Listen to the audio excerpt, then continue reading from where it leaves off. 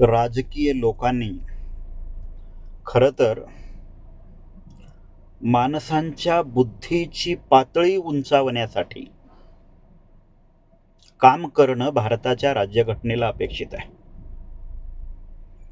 पण राजकारण्यांकडून नेहमीच माणसाच्या बुद्धीची वाढ कशी खुंटेल याकडे वाटचाल होताना आपण पाहतोय. मागच्या काही दिवसापासून ठाकरे बंधू हिंदी भाषा शक्तीच्या हिंदी भाषा शिकवण्यासाठी महाराष्ट्रामध्ये सक्ती करण्याचा जो काही निर्णय महाराष्ट्र सरकारने घेतलेला आहे, मुळात राज्य सरकारने त्या राज्यातल्या लोकांना, त्या राज्याच्या लोकांच्या बौद्धिक विकासासाठी कुठल्या भाषा शिकवाव्यात आणि कुठल्या भाषा शिकवू नयेत असा कुठलाही नियम खरं तर भारताच्या राज्यघटनेमध्ये नाही आहे. भारताची राज्यघटना भारताच्या लोकांना संपूर्ण विश्वामध्ये जगण्यासाठी एक स्वतंत्र व्यक्तिमत्व म्हणून निर्माण करू पाहते.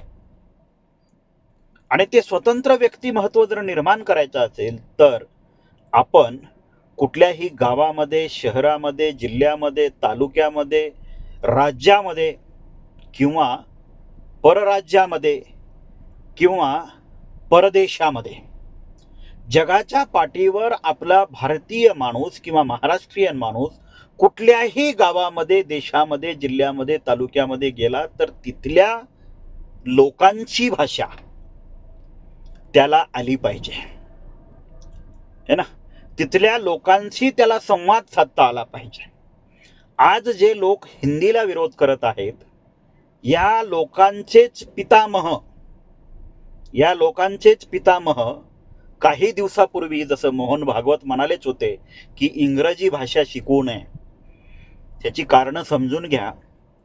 काही दिवसापूर्वी इंग्रजी भाषा शिकवू नये याला विरोध करणारे मोहन भागवत आणि आता हिंदीची सक्ती नको म्हणून हिंदी भाषेला विरोध करणारे मोहन भागवतांच्या अवलादी. या अवलादी जरा लक्षात घ्या. बाबासाहेब आंबेडकर म्हणाले होते की इंग्रजी शिक्षण हे वाघिणीचं दूध आहे. आमच्यातल्या पण बऱ्याचशा लोकांना हे माहिती नसेल. ते शिक्षण हे वाघिणीचं दूध आहे हे अर्धवटच वाक्य सांगत हिंडतात. पण बाबासाहेब आंबेडकर शिक्षण हे वाघिणीचं दूध आहे असं म्हणाले नव्हते, तर इंग्रजी शिक्षण हे वाघिणीचं दूध आहे आणि जो कोणी प्राशन करेल तो गुरगुरल्याशिवाय राहणार नाही. आणि बाबासाहेब आंबेडकरांनी ते गुरगुरून दाखवलेलं आहे. एक बाबासाहेब आंबेडकर इंग्रजी शिकले तर अख्खा भारत बदलून टाकलाय त्यांनी. आणि या भारतातले जर करोडो आंबेडकर इंग्रजी शिकायला लागले जे आज अस्तित्वात आहेत, तर मनुवाद्याच्या गांडीला बारूद लावून उडवून दिल्याशिवाय राहणार नाहीत. ही भीती मोहन भागवतांना आहे, म्हणून ते इंग्रजी शिकवू नका म्हणतायत. त्याच पद्धतीनं हे ठाकरे बंधू जे आता भाषेच्या नावानं राजकारण करायला निघालेली आहेत, मुळात यांची मुलं हिंदी शिकलेत का नाहीत हे जरा शाळांमध्ये जाऊन चेक करा.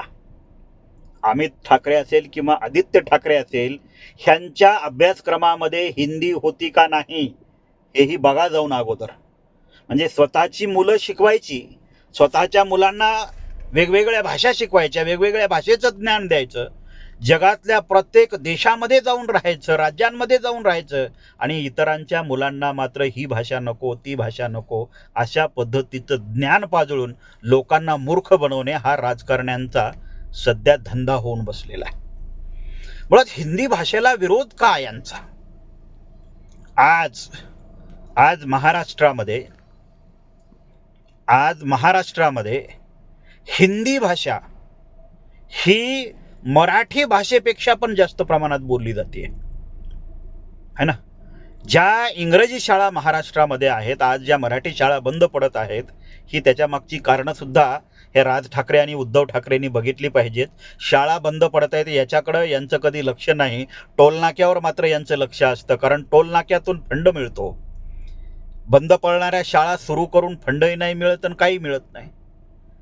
त्यामुळं शाळा बंद पडल्या तरी चालतील, पण टोलनाके चालले पाहिजेत यासाठी काम करणारी ही ठाकरे टीम आता हिंदी भाषा सक्ती नको म्हणून लोकांना मूर्ख बनवताना दिसतेय.